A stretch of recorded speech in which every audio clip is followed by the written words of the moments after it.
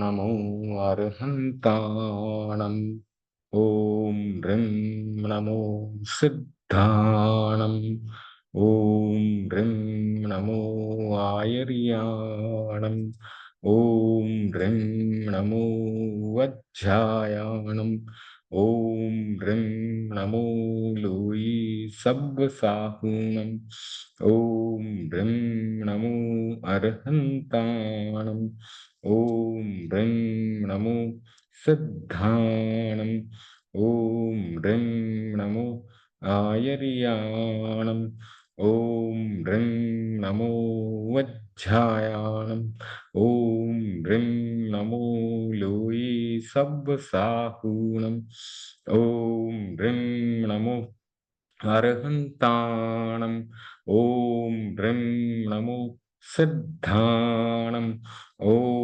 ह्रीं नमो आयर्याणम् ॐ ह्रीं नमो वज्झायाणम् ॐ ह्रीं नमो लोई सब्बसाहूणम् ॐ ह्रीं नमो अर्हन्ताणम् ॐ ह्रीं नमो सिद्धाणम् ॐ ह्रीं नमो आयर्याणम् ॐ ह्रीं नमो वज्झायाणम् ॐ ह्रीं नमो लोई सब्बसाहूणम् ॐ ह्रीं नमो अर्हन्ताणम् ॐ ह्रीं नमो सिद्धाणम् ॐ ह्रीं नमो आयर्याणम् ॐ ह्रीं नमो वज्झायाणम्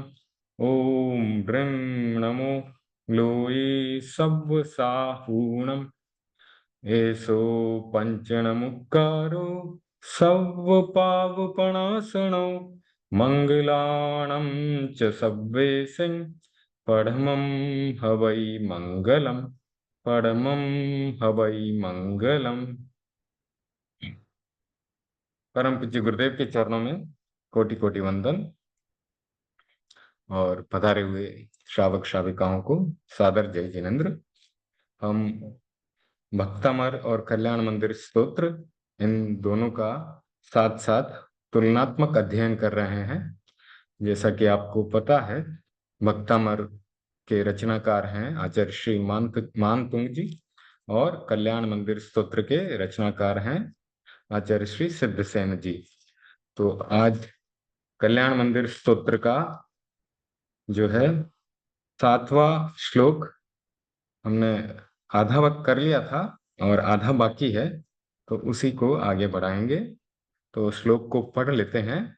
आचार्य श्री सिद्धसेन जी एक उदाहरण के माध्यम से भगवान के नाम की महिमा का वर्णन कर रहे हैं। वो कह रहे हैं, आस्ताम चिंत्य महिमा जिन संस्तवस्ते नामापि पाति भवतो भवतो जगंती तीव्रात पोपहत पंथ जनान निदागे प्रीणाति पद्म सरसः सरसो नीलोपी।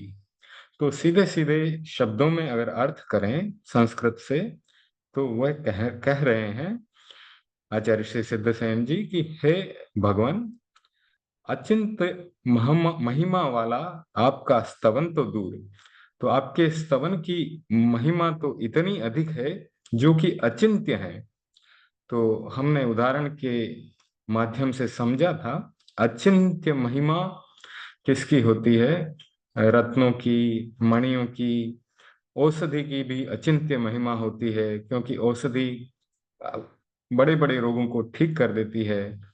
मणियां भी इतनी मूल्यवान होती हैं, हीरे मोती माणक आदि, तो उनकी महिमा अचिंत्य होती है। फिर जो ये लौकिक रत्नों को छोड़ दें तो अलौकिक रत्न किसे कहा गया है, उसके बारे में भी हमने चिंतन किया था कि सम्यक दर्शन, ज्ञान और चरित्र, ये भी 3 रत्न हैं जो कि हमें मोक्ष मार्ग तक पहुंचाते हैं। इनकी भी महिमा अचिंत्य है, जिनको सोचा नहीं जा सकता, इतनी अधिक इनकी महिमा है।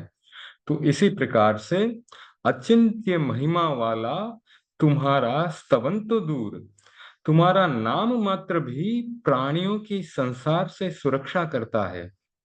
अब कवि जो रहते हैं वे अध्ययन करते हैं प्रकृति का, और प्रकृति में से उदाहरण निकाल करके उन्होंने बताया कि ग्रीष्म ऋतु में तीव्र धूप से व्याकुल पथिकों को पद्म सरोवर तो दूर, उसका जल कण युक्त पवन भी तृप्ति देता है।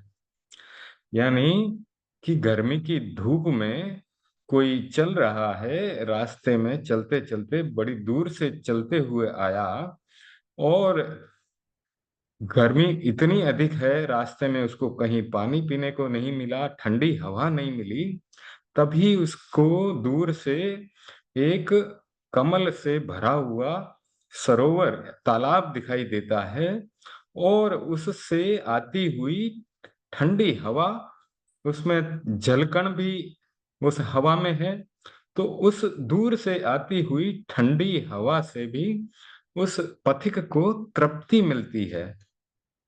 तो यह शाब्दिक अर्थ हुआ इस श्लोक का, और इसकी हमने आधी चर्चा कर ली थी। अब आगे पढ़ते हैं। आचार्य श्री महाप्रज्ञ जी ने बहुत ही सुंदर इसका विश्लेषण किया है। तो आचार्य जो हैं सिद्धसेन जी, वे हेतु का प्रयोग कर रहे हैं, और हेतु के माध्यम से हमको समझा रहे हैं। वो पुराने जमाने में जो दार्शनिक होते थे, तर्क शास्त्र के विद्वान होते थे, वह अपना पक्ष रखते थे, फिर उसको दृष्टांत सहित, हेतु के सहित समझाते थे, उसका कारण बताते थे, और इस प्रकार से अपने अपने वाक्य को या अपने सिद्धांत को सिद्ध करते थे। तो अब आचार्य श्री यहाँ पे क्या कह रहे हैं, हम पढ़ते हैं। आपका नाम भी बहुत ही अच्छा है। तो इस कथन को हेतु और दृष्टांत के द्वारा समझा रहे हैं कि गर्मी का मौसम और मध्याह्न का समय, दोपहर का समय, प्रचंड आतप, आपको पता ही है यहाँ की यूएई की, दुबई की गर्मी कितनी प्रचंड होती है। एक आदमी जा रहा है, पसीना टपक रहा है, शरीर एकदम से तप गया है, और बड़ी विकट स्थिति बन रही है। वह सोचता है कि कहीं से ठंडक मिल जाए तो बहुत अच्छा हो। जैसे हम सोचते हैं कभी यहाँ जुलाई अगस्त के महीने में बाहर निकलें तो सर गर्म हो जाता है, तो आसपास में किसी मॉल को ढूंढते हैं कि वहां थोड़ा समय गुजार लें तो शरीर ठंडा हो जाएगा, थोड़ी शांति मिल जाएगी, क्योंकि मॉल में तो एसी वगैरह हमारे लिए फ्री है, उपलब्ध है। तो वह राहगीर चल रहा था, उसी समय उसे पद्म सरोवर दिखाई देता है। ये पद्म सरोवर ऐसा है कि तालाब के अंदर कमल के फूल खिले हैं, दृश्य बड़ा सुंदर है, वातावरण भी सुंदर है। तो उसमें सुंदर कमल खिले हुए हैं। वह सरोवर के पास, तालाब के पास गया, और उस पद्म सरोवर की उसे हवा लगी, और ताप दूर हो गया, शांति मिल गई। वह हवा भी साधारण हवा नहीं थी, हवा भी अनेक प्रकार की होती है। तो हवा के आधार पर बहुत कुछ जाना जाता है। कौन सी हवा चल रही है, स्वास्थ्य के लिए अनुकूल है या प्रतिकूल है। अभी ठंडी का मौसम है, तो सबको सर्दी जुकाम होता है, तो ऐसी हवा स्वास्थ्यवर्धक नहीं होती है, क्योंकि हो सकता है वायरल फीवर हो जाए। तो वर्षा के लिए अनुकूल है या नहीं, प्रतिकूल है या नहीं। तो ऐसी कई प्रकार की हवाएं चलती है। तूफान आता है तो तूफानी हवा है, या शांति देने वाली हवा है, समस्या प्रदान करने वाली है या सुलझाने वाली है। तो पवन का भी पूरा, आचार्य श्री कह रहे हैं कि पूरा शास्त्र है उसका भी। तो अब सरस हवा के बारे में लिखा है उन्होंने कि उस हवा में जल के कण हैं। जहां बड़े तालाब, झील या नदियां होती हैं, वहां जो हवा चलती है वह सूखी नहीं होती, जल कण से युक्त होती है। नदी गर्मी से संतप्त, गर्मी से परेशान मनुष्य को वह जल कण से भरी हुई हवा लगी, और उसका सारा ताप जो है, उसकी गर्मी जो है वो शांत हो गई।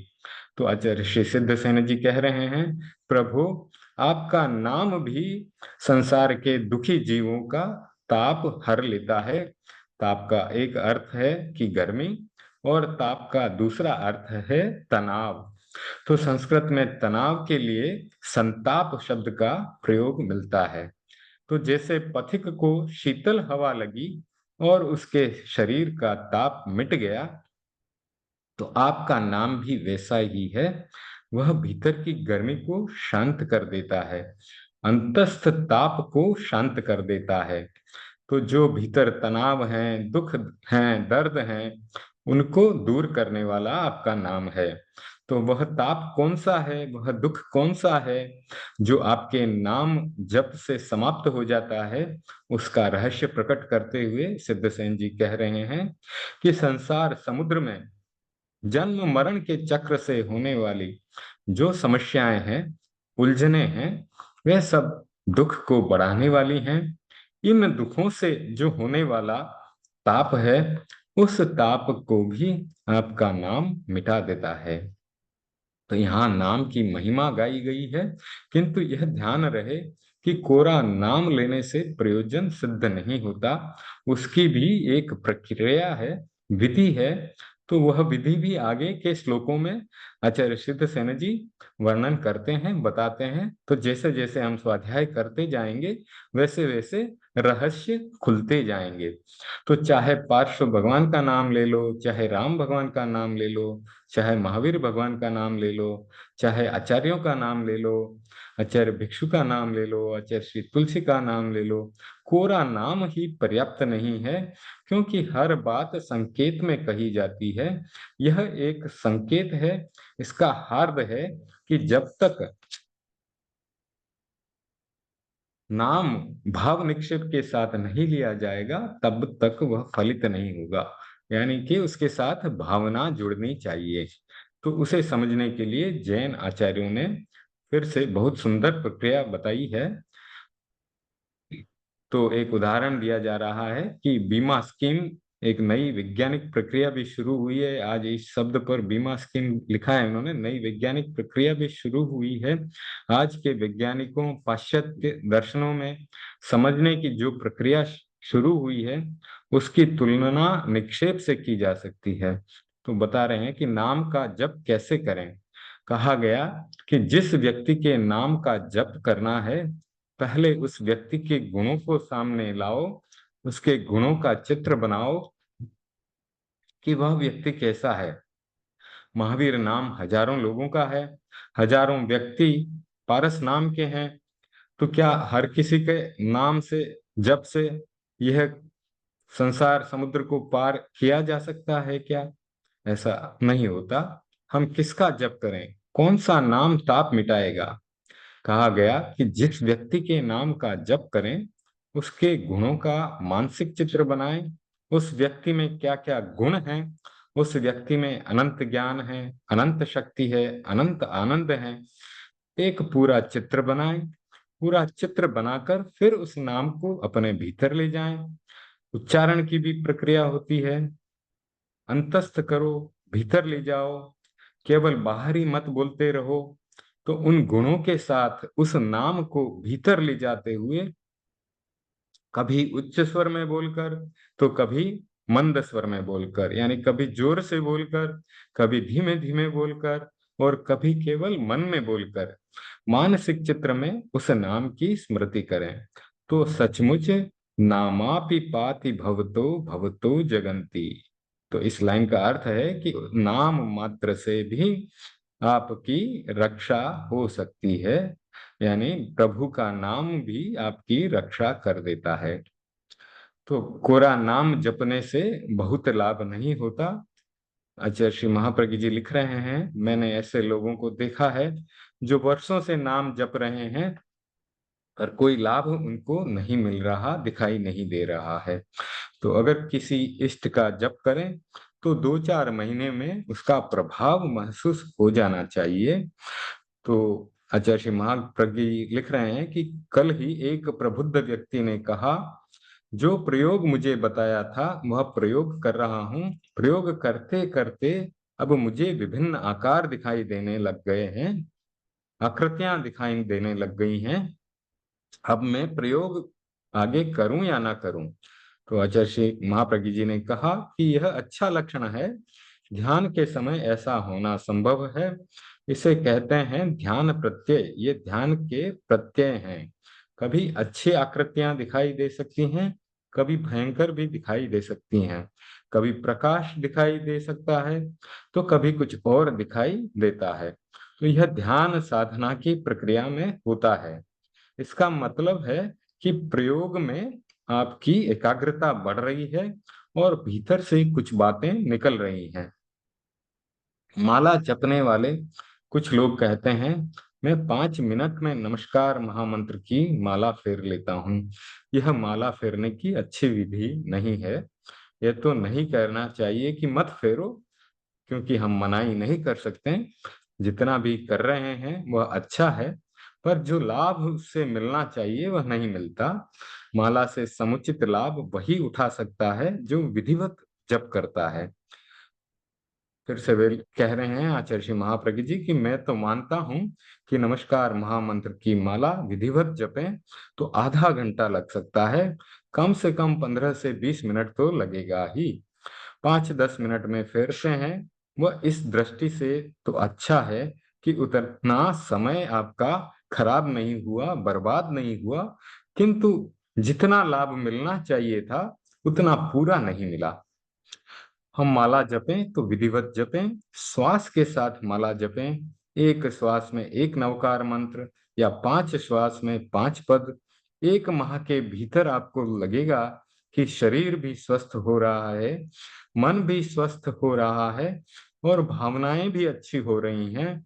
आपका अनुभव होगा कि हर दिशा में लाभ मिल रहा है, क्योंकि पूरा फोकस, पूरा ध्यान, पूरा कंसंट्रेशन जो है हमारा श्वास के साथ जुड़ जाएगा, मंत्र जाप के साथ जुड़ जाएगा, तो लाभ अच्छा प्राप्त होगा।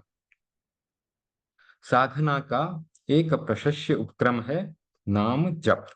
एक प्रश्न आता है कि यह नाम जप कहाँ से आया? तो आचार्य श्री महाप्रज्ञ जी कह रहे हैं कि यह नाम जप बहुत ही प्राचीन है, या इसका बाद में विकास हुआ, एकदम से नया तो नहीं है। सहस्त्राब्दी यानी 1000 वर्ष पहले भी नाम जप का बहुत महत्व बताया गया। कहा गया कि इस कलयुग में ध्यान आदि गहरी बातें अगर नहीं भी हो सकें, तो इस युग में केवल नाम जप ही पर्याप्त है। ध्यान, गहरा ध्यान, जैसा कि भगवान महावीर ने किया या आचार्य श्री भद्र बाहु स्वामी जी कर रहे थे, उतना गहरा ध्यान भले ना भी हो सके तो केवल नाम जप में ही अपना पूरा ध्यान लगाएं, उतना ही इस युग के लिए पर्याप्त बताया जा रहा है। जप की परंपरा बहुत पुरानी है। जप स्वाध्याय के अंतर्गत ही है और जप स्वाध्याय का ही एक रूप है, ऐसा आचार्य श्री महाप्रज्ञ जी लिख रहे हैं। वो आचार्य श्री महाप्रज्ञ जी महर्षि पतंजलि की भी बात यहाँ लिख रहे हैं कि महर्षि पतंजलि जो योग साधना के बड़े आचार्य थे, उन्होंने एक बहुत ही सुंदर बात कही है, तद जपस तदर्थ भावनम। नाम जप करो यानी शब्द और अर्थ, वाच्य और वाचक के साथ तादात्म्य स्थापित करो, भावना के साथ उसको जोड़ो। जब तक तदर्थ भावनम जो वाचक शब्द है उसके साथ उसके अर्थ की भावना नहीं जुड़ती, तब तक जप वास्तविक नहीं होता, शक्तिशाली नहीं होता। तो भगवान पार्श्वनाथ का नाम जप रहे हैं तो उनके साथ हमारी भावना जुड़नी चाहिए, तादात्म्य स्थापित होना चाहिए। हमारे भीतर भी ऐसी आत्मा है और वह आत्मा भी शक्तिशाली है। वह आत्मा भी केवल ज्ञान प्राप्त करने की सामर्थ्य रखती है। इस प्रकार से गुणों का ध्यान करते हुए, भगवान के गुणों का ध्यान करते हुए उनके नाम का जप किया जाता है। नाम मंत्र तब बनता है जब भावना जुड़ जाती है। कोरा ओम भिक्षु के जप से काम नहीं होता। ओम भिक्षु का सारा चित्र हमारे सामने रहे, अर्थ हमारे सामने रहे कि भिक्षु क्या है, भिक्षु कौन है, शब्द के साथ उसका चित्र हमारे सामने रहे तो नाम मंत्र बन जाता है, अन्यथा वह कोरा नाम रह जाता है। नाम निक्षेप, स्थापना निक्षेप यदि भाव युक्त होते हैं तो जप काम करता है, यदि भाव युक्त नहीं होते हैं तो वे काम नहीं करते। क्योंकि हमने पहले भी सुना कि महावीर नाम के कई व्यक्ति होते हैं, पार्श्व नाम के भी कई व्यक्ति हो सकते हैं, इसलिए नाम के साथ में उनके गुणों को जोड़ना है, हमारे भावों को जोड़ना है। तो हम दो बातों पर विचार करें, एक शब्द का वैशिष्ट्य यानी उसकी विशेषता, और दूसरा अर्थ का वैशिष्ट्य यानी अर्थ की विशेषता। तो अक्षर की भी अपनी शक्ति होती है, एक अक्षर का भी मंत्र बन सकता है। किस नाम में कौन से अक्षर हैं, प्रत्येक अक्षर का अपना एक कंपन होता है, स्पंदन होता है। शब्द की शक्ति और वाच्य की अर्थ की शक्ति जहां दोनों मिल जाते हैं वहां शब्द भी शक्तिशाली होकर अर्थ के साथ जुड़ जाता है। जहां दोनों का योग बनता है, शब्द और अर्थ का,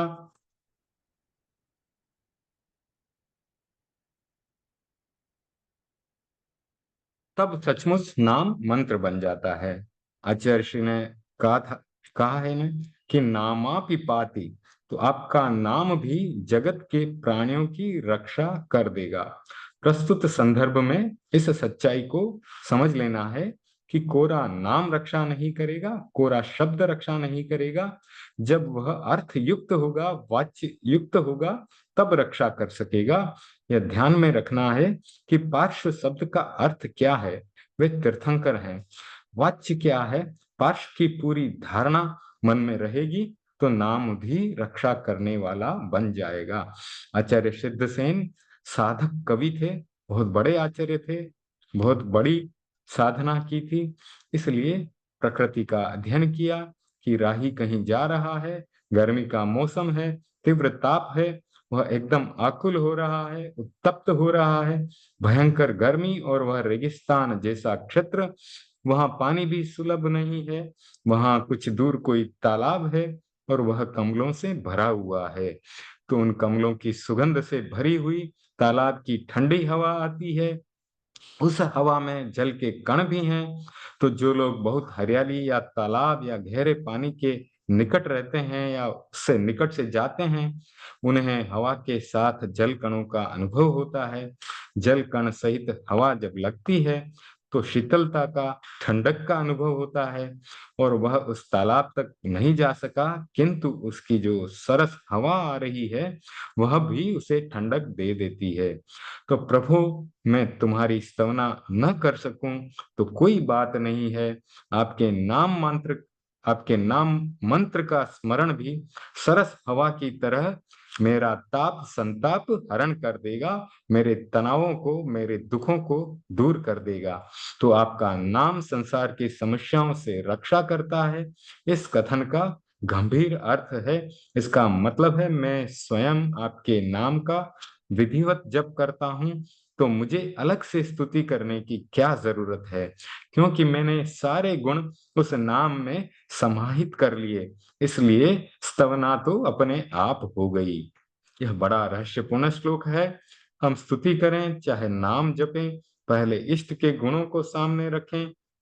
लोग ओम भिक्षु, ओम भिक्षु, ओम भिक्षु का जप करते हैं। जप से पहले भिक्षु स्वामी जी के गुणों को सामने रखें। भिक्षु स्वामी जी कैसे थे, उनमें क्या गुण थे, उनमें एक संकल्प था, साधना थी, सहिष्णुता थी, कषाय शांत थे, मंद थे। तो मैं आचार्य श्री भिक्षु जी को पढ़ता रहा हूँ। मैंने अनेक लोगों से पूछा, ऐसे प्रसंग बताओ कि भिक्षु स्वामी जी को क्रोध कब कब आया। अनेक पाठक उनके जीवन वृत्त को पढ़ते हैं, भिक्षु जस रसायन को पढ़ते हैं, हेमराज जी स्वामी द्वारा रचित है भिक्षु चरित्र, उसको पढ़ते हैं। वेणी राम जी स्वामी ने भी भिक्षु स्वामी जी के बारे में लिखा है। गुरुदेव तुलसी जी ने भी सैकड़ों ढालें गीत बनाए हैं। आचार्य भिक्षु के बारे में इतना लिखा गया किंतु क्या किसी ने लिखा है कि आचार्य भिक्षु जी को अमुक समय में क्रोध आया था? नहीं, ऐसा कभी नहीं लिखा गया। हम जिनका जप करें उनमें तन्मय बन जाएं। यदि मैं आज क्रोध शांत करने की साधना शुरू कर रहा हूं, तो मेरे सामने आचार्य श्री भिक्षु जी का चित्र बनाऊं, जिसने क्रोध नहीं किया, जिसका क्रोध शांत था। शांत भिक्षु स्वामी जी का चित्र सामने बनाकर फिर ओम भिक्षु का जप करो। आपको लगेगा कि आपका क्रोध भी शांत हो रहा है। नाम रक्षा करता है, पर केवल नाम से कुछ नहीं होता। अब एक छोटी सी कहानी आ रही है, बड़ी अच्छी है और पुराने जमाने के लोगों को शायद याद होगी। राजस्थान की प्रचलित कहानी है। एक महिला थी, उसके पति का नाम उसको अच्छा नहीं लगता था, तो नाम भी बड़ा अजीब था, ठन पाल। तो उस महिला ने सोचा कि मेरे पति का नाम अच्छा नहीं है, उसका नाम बदल देना चाहिए। तो एक दिन वह गांव में गई, देखा एक लड़की जो है गोबर के उपले बिन रही थी। तो उसने उससे पूछा कि तुम्हारा नाम क्या है? तो उस बहन ने कहा मेरा नाम है लक्ष्मी। तो कुछ और आगे बढ़ी तो देखा एक भिखारी खड़ा है, भीख मांग रहा है। तो उसने पूछा भाई तुम्हारा नाम क्या है?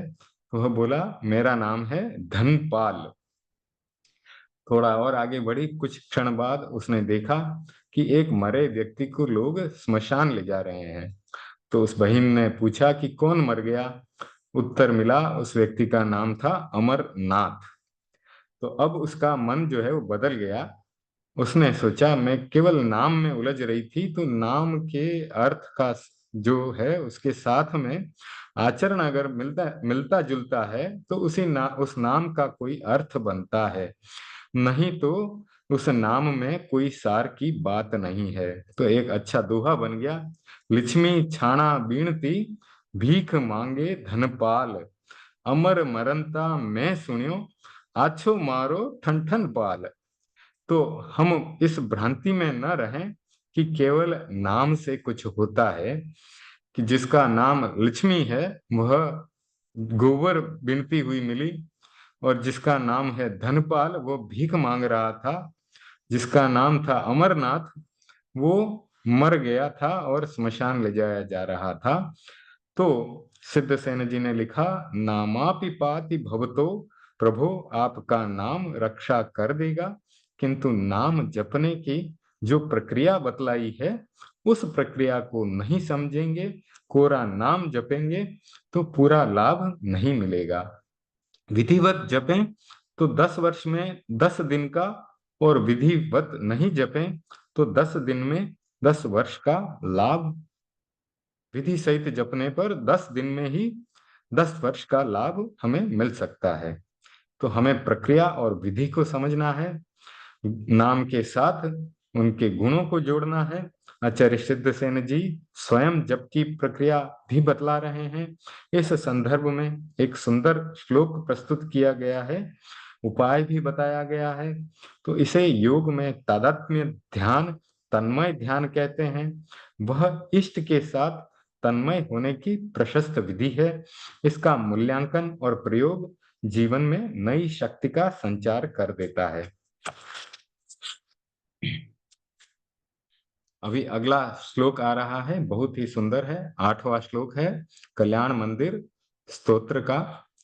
हृदवर्तिनी त्वयि विभो शिथिली भवन्ति जंतोः क्षणेन निबिड़ा अपि कर्म बंधाः सद्यो भुजंगम मया इव मध्यभाग मभ्यागते वन शिखंडिनी चंदनस्य। तो अभी इसका सीधे शब्दों में शाब्दिक अर्थ देख लेते हैं और फिर आगे बढ़ते हैं। तो 4 लाइनें संस्कृत की हैं, 4 लाइनों में इसका अर्थ है और फिर आगे उसका विश्लेषण जो है वो किया जाएगा।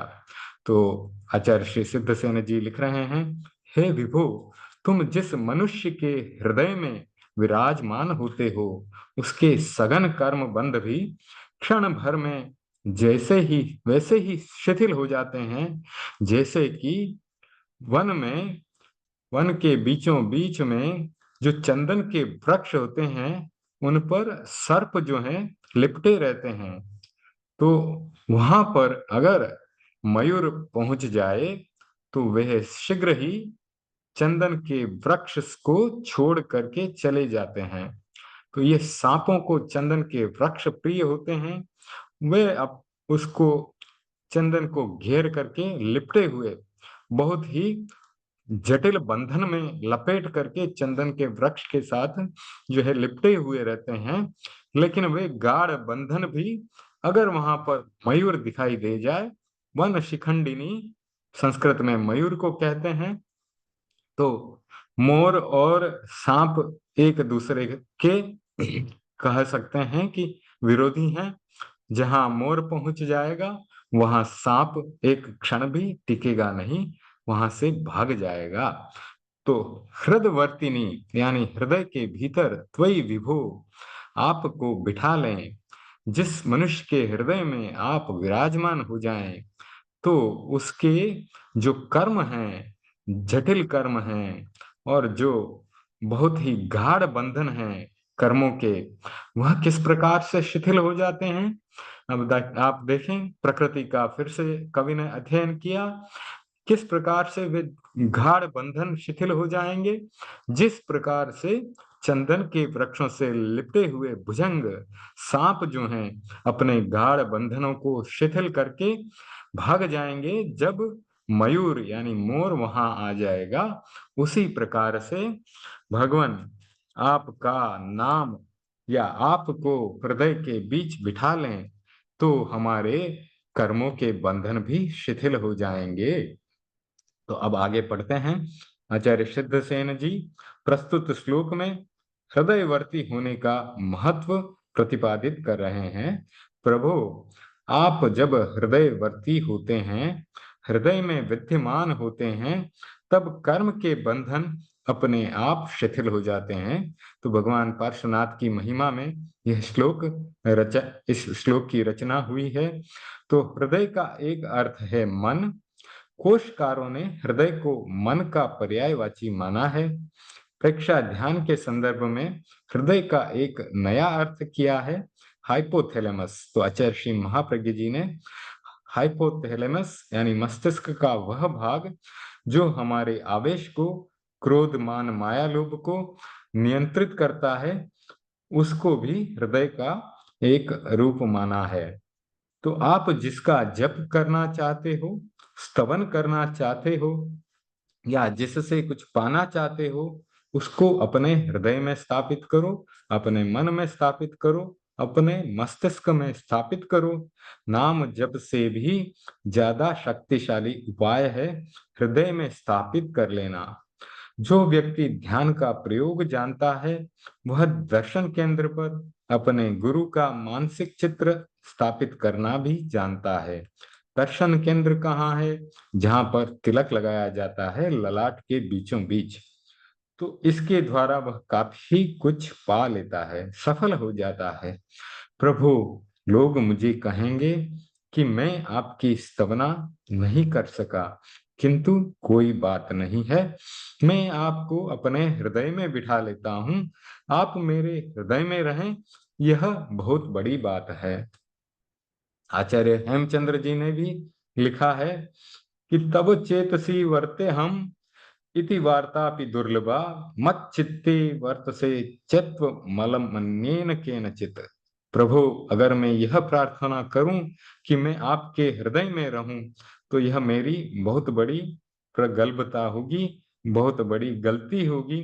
क्योंकि आप किस किस को हृदय में रखेंगे, क्योंकि आपके तो बहुत सारे भक्त हैं, आप उन सबको कैसे हृदय में रखेंगे।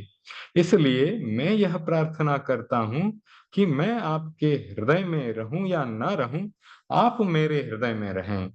वास्तव में यही पूजा है, अर्चना है कि जो अपना इष्ट है वह अपने हृदय में स्थापित हो जाए। यह भक्ति का, पूजा का सबसे बड़ा प्रयोग है और योग साधना का भी बड़ा प्रयोग है। जब ध्याता और ध्येय, जिसका हम ध्यान कर रहे हैं, वह और स्वयं ध्यान करने वाला अलग अलग होते हैं, तब दोनों में अभेद स्थापित नहीं होता। जब ध्याता यानी जो ध्यान कर रहा है, अभ्यास के द्वारा अपने ध्येय यानी जिसका ध्यान कर रहा है उसके साथ तादात्म्य स्थापित कर लेता है, ध्येय को अपने हृदय में ही प्रतिष्ठित कर लेता है, तब ध्याता और ध्येय का भेद नहीं रहता, दोनों एक हो जाते हैं। भगवान पार्श का ध्यान करते करते वह आपके भीतर स्थापित हो जाते हैं, दोनों में तादात्म्य हो जाता है। तो आचार्य अभेद की बात कर रहे हैं, आप हृदय में प्रतिष्ठित हो गए, बस इतना ही पर्याप्त है, फिर मुझे नाम की भी जरूरत नहीं है। आप हृदय में विराजते रहें, उस समय उस अवस्था में गाढ़ कर्मों के बंधन भी शिथिल हो जाते हैं। इस संदर्भ में एक दार्शनिक या कर्म शास्त्रीय दृष्टिकोण को समझना भी जरूरी है। एक होता है कर्म का क्षय और एक होता है कर्म का शिथिलीकरण। जो साधारण कर्म होते हैं वे बंधते रहते हैं और क्षीण भी होते रहते हैं। पता नहीं दिन में कितने बंधते हैं, कितने क्षीण हो जाते हैं। इरियापथिक बंध का क्रम चलता रहता है। यह शिथिलीकरण अल्पावधिक होता है, थोड़े समय का होता है, ज्यादा टिक नहीं पाता।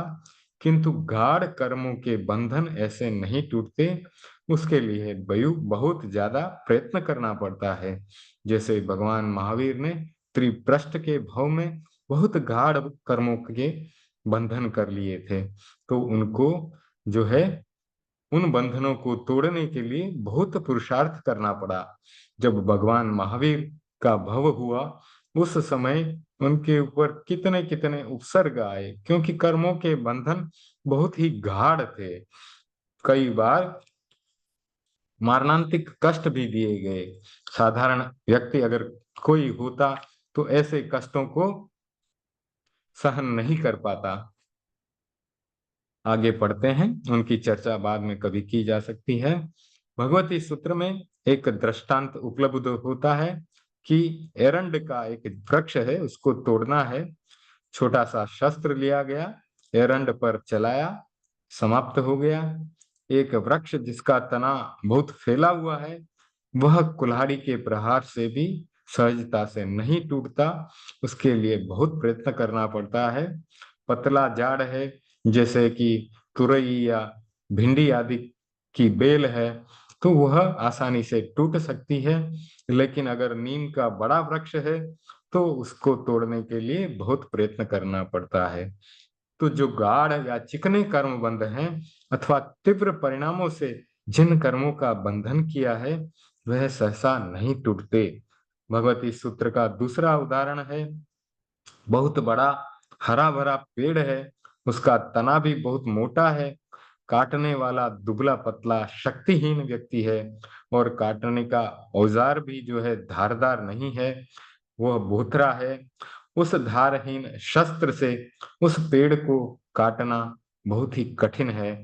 एक बड़ा कमजोर पेड़ है और काटने वाला व्यक्ति भी जवान है, बलवान है, शक्तिशाली है और उसके पास में हथियार भी तेज है, तो वह व्यक्ति उसे तत्काल काट देगा, उसे इतना प्रयास नहीं करना पड़ेगा। कर्म की भी दोनों स्थितियां होती हैं।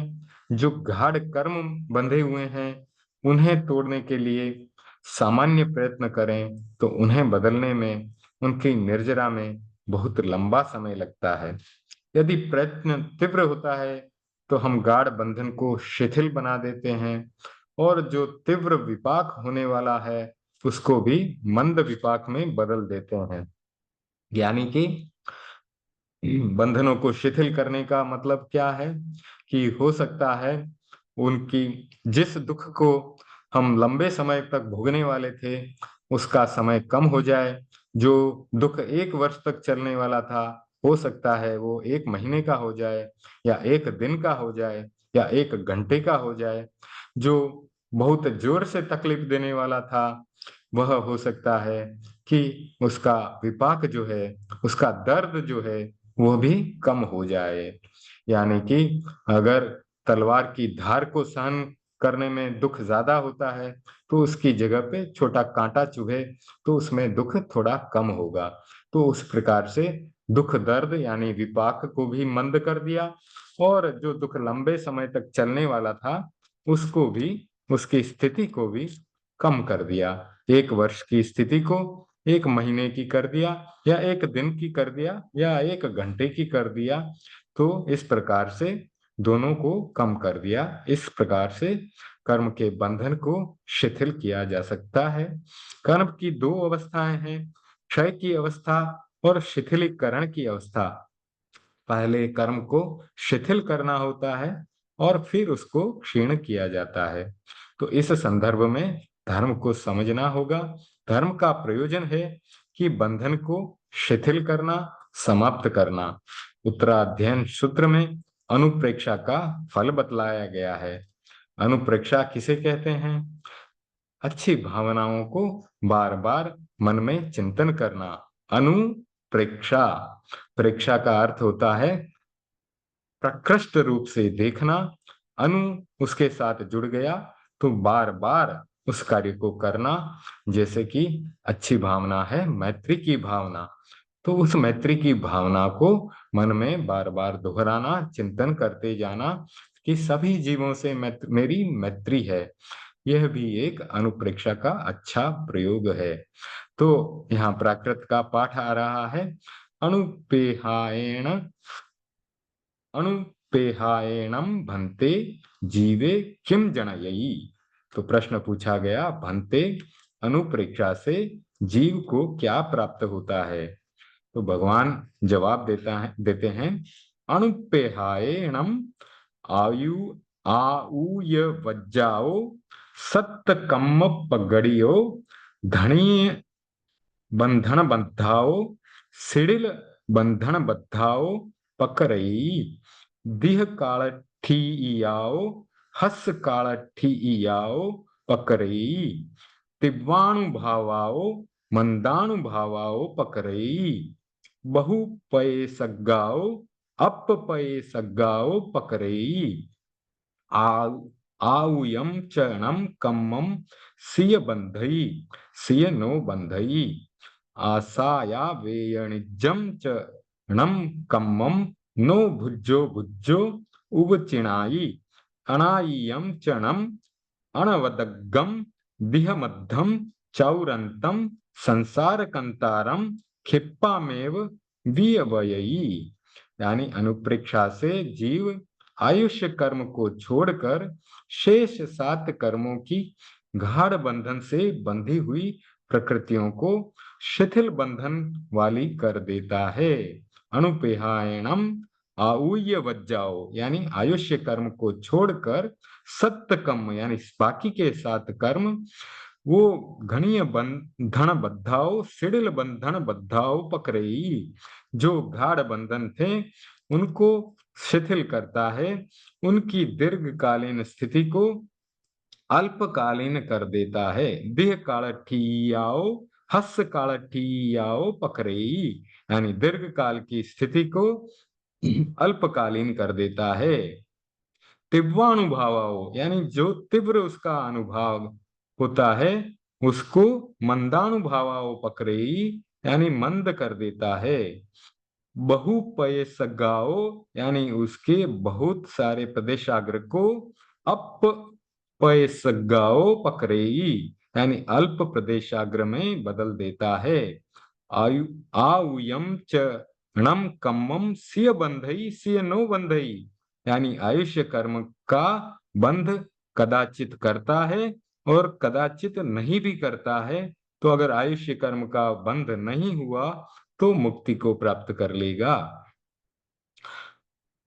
असाया वेयणिजम चरणम कम्मम नो भुज्जो भुज्जो उचिणाई। असाया वेयणिजम यानी असात वेदनीय कर्म का बार बार उपचय नहीं करता, और अनाय्यम चरणम अणवदग्गम दिहमद्धम चाउरंतम संसार कंतारम खिप्पामेव विवयई, यानी अनादि अनंत लंबे मार्ग वाली तथा चतुर गति रूप 4 अंतों वाली संसार अटवी को तुरंत ही पार कर जाता है। तो यह अनुप्रेक्षा का लाभ बताया गया। यह एक सुंदर प्रक्रिया है। पहले कर्मों को शिथिल किया जाता है, फिर उसको क्षीण कर दिया जाता है, समाप्त कर दिया जाता है। तो सीधा समाप्त करना चाहोगे तो वह समाप्त नहीं होगा, क्योंकि गाढ़ बंधन है। एक अच्छी प्रक्रिया का आचार्य श्री ने निर्देश किया है। प्रभु, जब आप मेरे हृदय में प्रतिष्ठित हैं, तो फिर मुझे और क्या करने की जरूरत है। बस आपके हृदय में आते ही बंधन अपने आप ढीले होने शुरू हो गए। कवि दृष्टांत या उपमा के द्वारा अपनी बात का समर्थन करते हैं कि जो मैं कह रहा हूं वह कोरी कामना नहीं है। अब प्रकृति का उदाहरण बताया जा रहा है। कवि कहते हैं, चंदन की सुगंध से सांप आकृष्ट होते हैं और वे चंदन के पेड़ पर लिपट जाते हैं, उनका बंधन हो जाता है। किंतु वन का मोर यदि मध्य भाग में आ जाए तो उसे देखते ही सांप के बंधन अपने आप ढीले पड़ जाते हैं और वे वहां से पलायन कर जाते हैं, भाग जाते हैं। प्रभु, जब मोर को देखकर नागराज अपने बंधन को छोड़कर पलायन कर जाता है, भाग जाता है, तो फिर मेरे कर्मों के तीव्र बंधन आपके हृदय में विराजमान होने पर अपने आप ढीले क्यों नहीं होंगे? क्या मुझे कुछ करने की जरूरत होगी? एक पूरी कर्म शास्त्रीय प्रक्रिया है और ध्यान की प्रक्रिया भी है।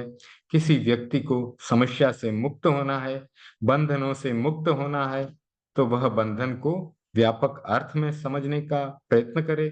जितनी समस्याएं, उलझने, बाधाएं, विघ्न हैं, वे सारे बंधन हैं।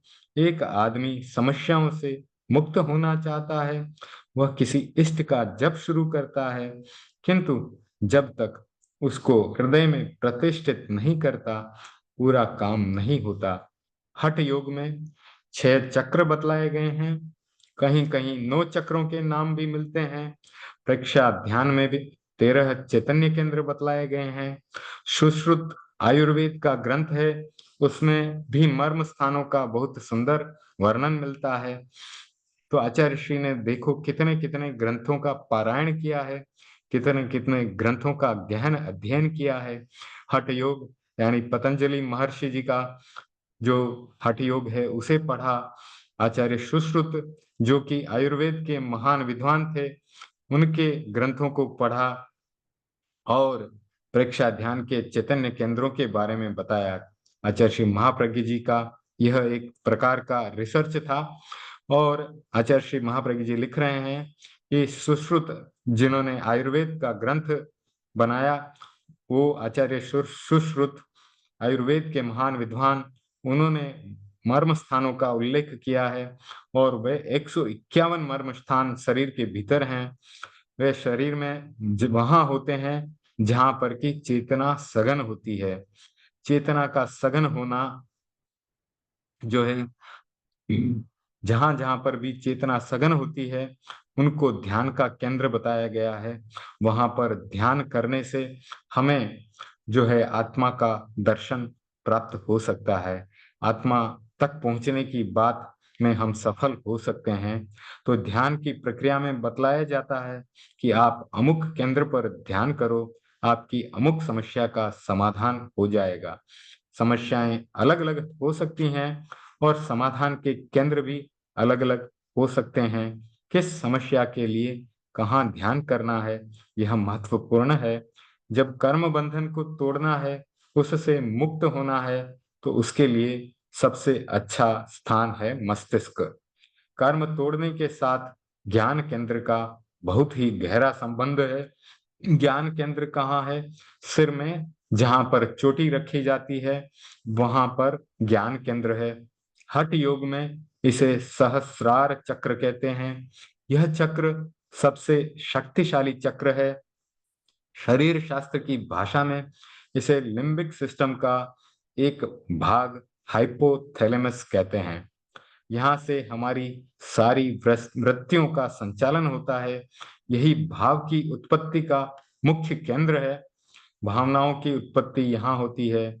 हमारी वृत्तियां यानी कि खाने पीने की वृत्ति हो या भोग विलास की वृत्ति हो, या जो भी भावनाएं हमारे भीतर जाग रही हैं, क्रोध की, मान की, माया की, लोभ की, इन सब वृत्तियों का संचालन ज्ञान केंद्र हाइपोथैलेमस वहां से होता है और वहीं से लेश्या भावों के रूप में बदलती है और भाव हमारे मन, वाणी और शरीर को संचालित करते हैं।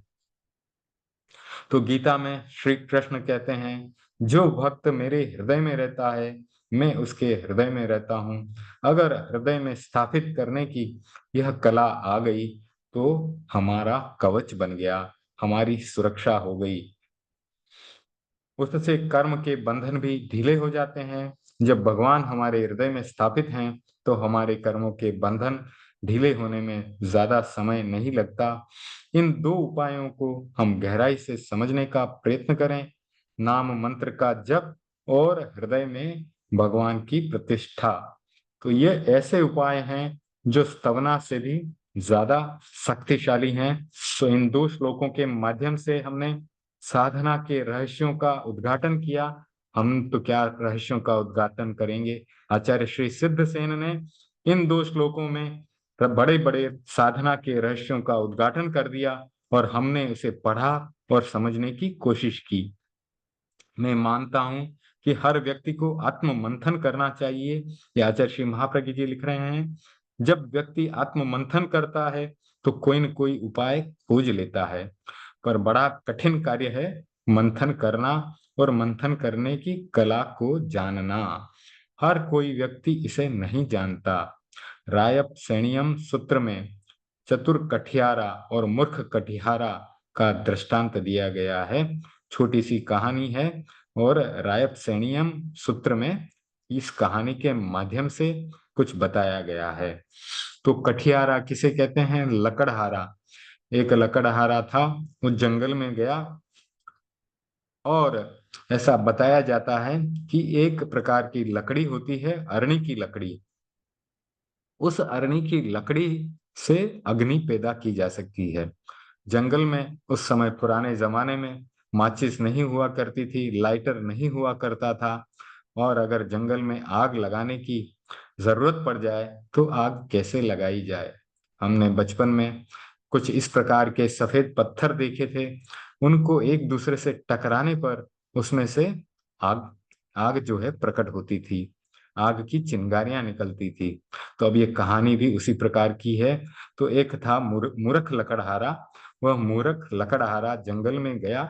उसने सुना हुआ था कि अरणी की लकड़ी एक प्रकार की लकड़ी है, उसके अंदर से अग्नि प्रकट होती है।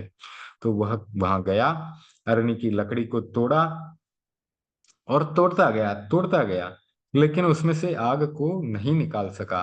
उसको पता था कि अरणी की लकड़ी में अग्नि है, लेकिन उसको अग्नि प्रकट करने की विधि नहीं पता थी। तो वह उस लकड़ी को तोड़ तोड़ के थक गया, फिर भी अग्नि प्रकट नहीं हुई।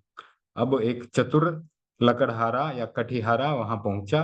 उसने उस लकड़ी को हाथ में लिया और लकड़ी के दो टुकड़ों को रगड़ा, घर्षण किया और तुरंत आग पैदा हो गई। तो इसके माध्यम से हमें बताया जा रहा है कि हमें भी चतुर लकड़हारा बनना है, चतुर कठियारा बनना है। चाहे नाम का जप करें या हृदय में प्रतिमा स्थापित करें, केवल शब्दों से नहीं, चतुर कटिहारे की तरह एक ऐसा संघर्षण पैदा करें, ऐसी भावना पैदा करें कि वह प्रतिमा हृदय में स्थापित हो जाए और नाम जप अपने वाच्य के साथ चलता रहे। नाम के साथ अर्थ को जानना बहुत जरूरी है। यदि अर्थ स्पष्ट न हो तो नाम के साथ भाव कैसे जुड़ेगा।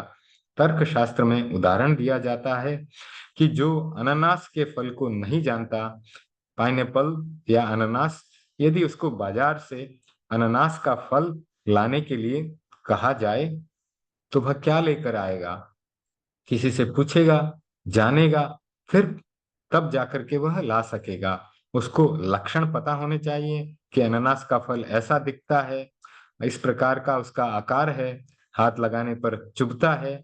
तो इस प्रकार से अनानास गोल गोल होता है, सिलेंडर के जैसा, बेलन के जैसा मोटा बेलन हो उस प्रकार का होता है। तो ऐसा उसको जब पता चलेगा तब वह अनानास का फल ला सकेगा। हम भी जिस नाम का जप करें, वे कौन है, हम क्या कर रहे हैं और हम क्या करना चाहते हैं, इन सबको पहले जाने। मुझे भी वैसा ही बनना है, यह संकल्प करें।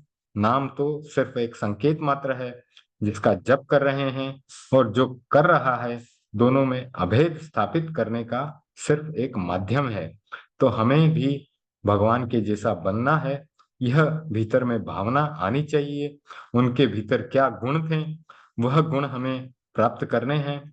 जिस इष्ट का जप करें, पहले उसके बारे में पूरी जानकारी कर उसके साथ तादात्म्य स्थापित करें, तब हमें मंत्र का अभिष्ट फल मिल सकता है।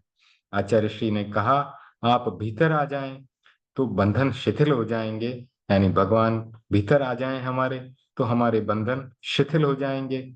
अब यहाँ फिर एक प्रश्न पैदा हो गया कि उन्हें स्थापित करने वाला कौन है। कर्ता स्वयं है, स्वयं स्थापित करता है, वही प्रतिमा बनाने वाला है, वही मानसिक चित्र बनाने वाला है, और वही उसके ध्यान में लीन है। अच्छी चीज के आ जाने पर बुरी चीज टिक नहीं सकती। यानी भगवान को हृदय में स्थापित कर दिया तो वह एक अच्छी अच्छी चीज को हमने हृदय में स्थापित कर दिया, तो फिर बुरी चीजें कैसे टिकेगी।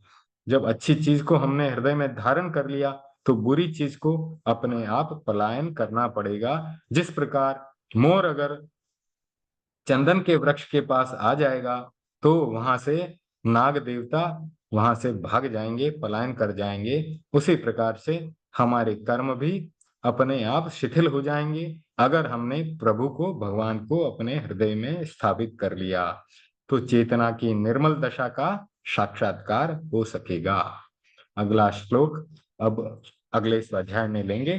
आज हमने 8 श्लोकों का पारायण किया, 8 श्लोकों का विश्लेषण किया। कल्याण मंदिर स्तोत्र, जो कि आचार्य श्री महाप्रज्ञ जी जिसके विवेचन करता है। तो 7वें और 8वें श्लोक का जो है अध्ययन समाप्त हुआ।